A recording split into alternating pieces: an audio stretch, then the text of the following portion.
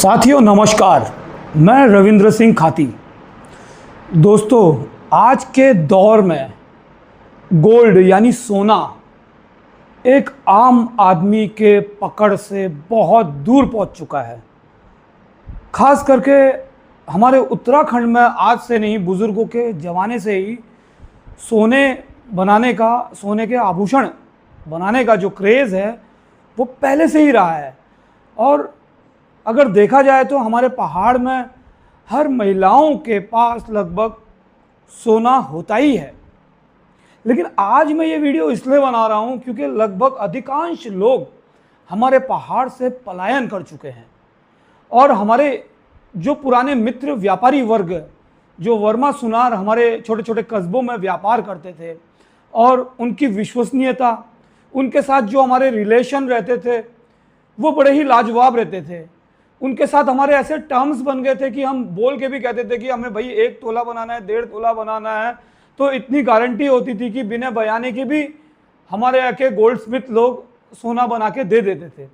लेकिन आज के दौर में हमारे पूरे प्रदेश का जो पलायन हुआ है, कोई हल्द्वानी चले गया है, कोई देहरादून चले गया है, तो मैं देखता हूँ कि हम लोग जो है बाहर के लोगों को, बाहर के जो सुनार हल्द्वानी में बैठे हैं या देहरादून में बैठे हैं, ठीक है वो अपना बिजनेस कर रहे हैं, लेकिन हम लोगों ने भी अपने लोगों के बारे में सोचना चाहिए।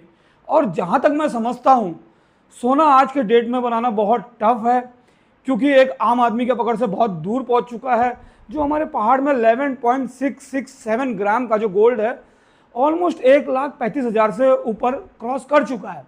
लेकिन फिर भी मैं आप लोगों से यही सुझाव दूंगा कि जब भी आप अपना सोना बनाएं, सोने के आभूषण बनाएं, चाहे आप आधा तोला बनाएं, 4 आने का बनाएं, चाहे बड़ी मुश्किल से आपके पास 1 तोले लायक का पैसा हो जाए। मैं समझ सकता हूं बहुत महंगाई है, लेकिन सोने का क्रेज़ हमारे पहाड़ से कभी ख़त्म नहीं होगा। लेकिन मैं फिर से यही दोहराना चाहूँगा कि हमारे पहाड़ के जो हमारे सुनार लोग हैं उनको ज़रूर सपोर्ट करें और बाहर किसी के बहकावे में ना आए।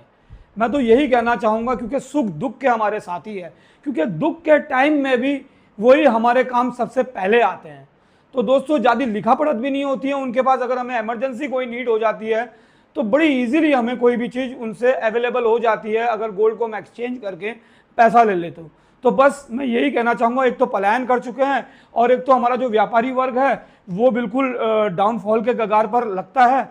तो मैं चाहता हूँ कि हम अपने पहाड़ के हमारे मूलभूत जो हमारे पुराने बुजुर्ग सुनार हैं उन लोगों को ज़्यादा से ज़्यादा सपोर्ट करें। धन्यवाद।